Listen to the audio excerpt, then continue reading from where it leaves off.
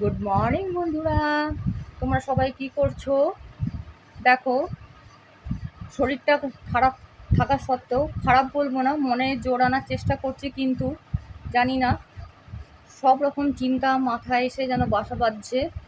কালকে শরীরটা হঠাৎ করে লাঞ্চ করার সময় খারাপ লাগছিল, চান করে বেরিয়ে প্রচণ্ড খিদে পেয়ে গেছিলো।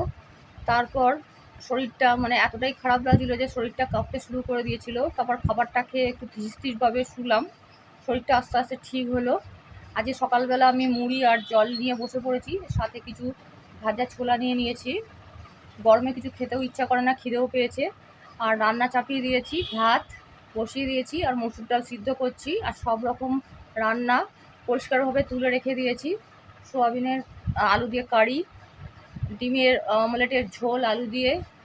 আজকে শ্বশুরমশাই এসছে, 1-1.5 মাসের মতন থাকবেন, চিকিৎসা সূত্রে এসছেন, ওখানে চিকিৎসা করবেন। চলো আমি কাজগুলো সেরে নিই, তোমাদের সাথে আবার পরে দেখা হবে। এখনের মতন টাটা, আবার ফ্রি হয়ে কথা বলছি।